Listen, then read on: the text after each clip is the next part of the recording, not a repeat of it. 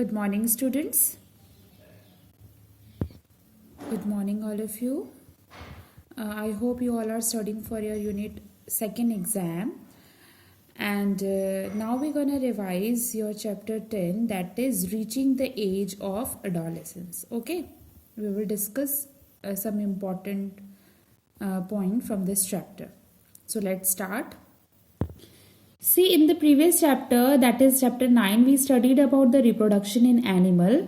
But animals are, as well as human beings, we can only reproduce after growing after a certain age. So that period of life is termed as adolescence. So in this chapter, we learn more about adolescence, what is puberty, and the changes that take place inside the human being. After which a person becomes capable of reproduction. Okay. So see, in this chapter what we have read that what is adolescence and puberty. So the period of life when the body undergoes changes leading to the reproductive maturity is called adolescence. I hope you all are able to see this picture. Now adolescence begin around the age of 11 and last up to 18 or 19 years of age. Since this period covered the teens, as you see that 13, 14, 15, 16, 17, 18 and 19. So adolescents are also called as teenagers. And the period of adolescence, it varies from a person to person. So in girls, it begins earlier than the boys, around the age of 10 to 12 years, whereas in boys, it begins 12 to 13. Now let's see what is puberty. So the human being, they undergo several changes during adolescence, and these changes marks the beginning of the puberty. So puberty is the time in life where a boy or a girl becomes sexually mature, and it is the process. What do you mean by sexually mature? That means that testes in male and ovaries in female, they develop and start producing sperms in boys and eggs in girls. So it is the process that usually happens between the ages of 10 and 14 for girls and ages of 12 to 16 for boys.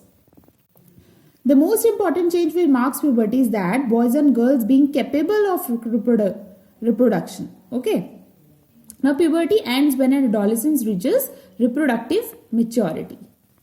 Now let's see what are the changes that we observe in puberty.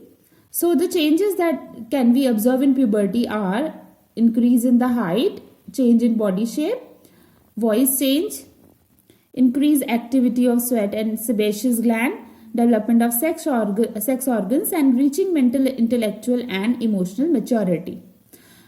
Now let's see these changes briefly. So the first one is increase in height. So this is the most visible change during the puberty, the sudden increase in height. So initially girls grow faster than boys, but maybe around 18 years of age both reach their maximum height. And the rate of growth in height is different in different people, okay. All parts of the body do not grow at the same rate. That is, during the process of puberty, sometimes the arms and legs or the hands become oversized and out of proportion with respect to the whole body. But soon the other part, they catch up and result in a proportionate body.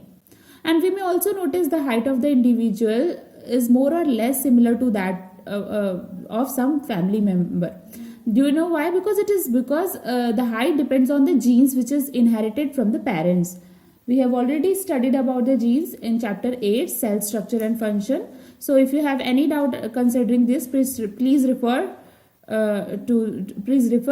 ask me from in the WhatsApp group. Okay. Now it is very important to eat the right kind of food during these growing years so that our body get adequate nourishment for the growth. Now let's see the changes in the body shape. So when boy enter the age of puberty, the muscle of the body grow and their shoulder generally broaden as a result of growth. That is, there is increase in muscle tissue at the time of puberty, and we can observe that the boys develop broad shoulder and muscles. So in girls, the region below the waist become wider because of the faster increase in the fat tissue. because in case of girls the fat tissue increases, and it increases in the lower part of the body and giving the curvy like of appearance. The changes occurring in adolescent boys and girls are different, as you see. Now let's see the next change, that is the voice change. So at puberty, the voice box of the larynx begins to grow. So boys develop larger voice boxes, hence boys have a deep voice. And the growing voice box in boys can be seen as a protruding part of the throat called Adam's apple. As you see, you might have noticed in your certain adolescents or adults the Adam's apple. Sometimes the muscle of the growing voice box go out of control and voice becomes deep or hoarse voice. Okay. Now, in case of girls, the larynx is hardly visible from the outside because of its small size and hence have high pitched voice. Now, let's say the next change in the puberty, that is increase in the activity of sweat and sebaceous glands. So, during the puberty, the secretion of sweat gland and sebaceous glands, which is also called oil gland, increases.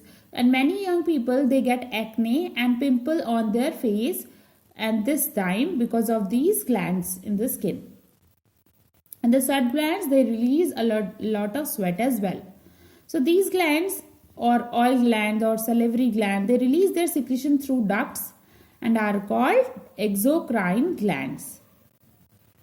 So the exocrine gland, they secrete through ducts and they produce inside.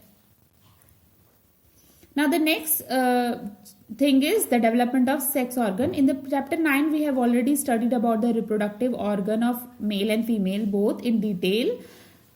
Okay. So in male, the male sex organ is the testis, penis develop completely, and the testis also begin to produce sperms at puberty. And in girls, the ovaries enlarge and the eggs begin to mature. Also, ovaries starts releasing mature eggs. And these characteristics are called primary sexual characters. That is, these characteristics which are already present inside the body, and hence they are called as primary sexual characters. Now we'll study more about secondary sexual character in the following slides. Okay. So the last change which we observed, that is reaching mental, intellectual and emotional maturity. So adolescence is also a period of change in the person ways of thinking. That is, adolescents are more independent than before and are also self-conscious. Intellectual development, it takes place and they tend to spend considerable time thinking. That is, it is a time in one's life when the brain has a greatest capacity of learning. Sometimes, however, an adolescent may feel insecure also due to the changes in the body, but there is no reason to feel insecure because these are natural part of growing up.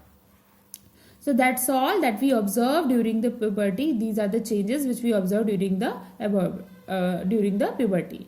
So now we'll see the secondary sexual character that can be observed during puberty. So we already studied the primary sexual character, which are testes and ovaries inside the human body. They are called as primary sexual character because they are already present inside the body.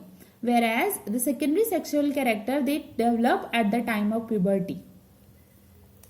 That is, secondary sexual character are the features which help us to distinguish the male from the female. So in girls, breast begins to develop at puberty, and boys, they begin to grow facial hair, that is mustache and beard, and also develop hair on their chest. So in both boys and girls, the hair grow under the arms and in the region above the thigh or the pubic region. So all these changes can be observed during puberty, and these changes, they occur due to hormones. So now let's see what are hormones. Now let's see the next topic, which is role of hormone is in. So before we go entering into that, let's see what are hormones. The changes which occur at adolescence, that the changes occur at puberty and the secondary sexual character, all these changes are controlled by hormones.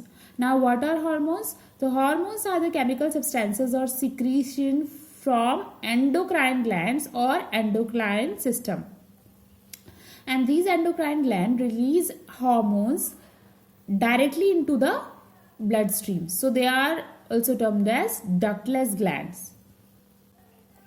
So in males on the onset of puberty, the testis releases the male hormone or testosterone, and this causes changes in boys. For example, the growth of facial hair that we have just learned, the facial hair, the broadening of shoulder, etc. And in girls, once they reach the puberty, ovaries begin to produce the female hormone or estrogen, which make the breast develop, and the milk secretory gland or mammary gland, they also develop inside the breast. Now the production of these hormones, how it is produced. Now we study the role of hormone initiating reproductive function. Okay. So as we study that the endocrine gland release hormone into the bloodstream, they reach a particular body part called target site, and that this target site responds to the hormones. That is, the hormones from pituitary, they stimulate to the testes and ovaries, which is a target site, to release the testosterone in male and estrogen in female. And these hormones from the pituitary are released into the bloodstream, and they reach the part of the body, that is the testis and ovary, and they secrete sex hormones which are responsible for male and female secondary sexual character.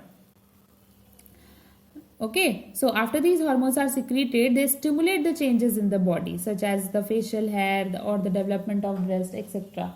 And furthermore, the sex hormones are under the control of hormone from the pituitary gland, with one which make ova in the ovaries and the sperm for testis. Now let's see the next topic, which is the reproductive phase of life in human. So adolescents being capable of reproduction when these testes and ovaries begin to produce gametes. What are gametes? Gametes are the sex cells, that is sperm, and the egg, which are produced from the reproductive organ testes and ovaries.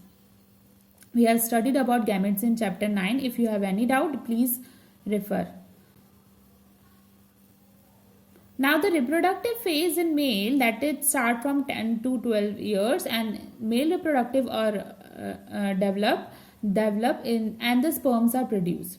And in reproductive female, they last till the old age. Where in case of female, the reproductive phase that start at the puberty and generally last till the age of approximately 45 to 50 years. And at the onset of puberty, that is 10 to 12 years, the egg begin to mature, and the one ovum is released by one of the ovary once in about 28 to 30 days. Now during this period, the wall of the uterus becomes thick so as to receive the egg. In case it is fertilized and begin to develop, what happens? They embedded the wall of the uterus and they develop an embryo. And the embryo further develop into fetus, and this result in pregnancy. Now if fertilization does not occur, they release egg and thicken the line of the uterus along with the blood, and this causes bleeding in women, which is called menstruation. Now it is also called periods also.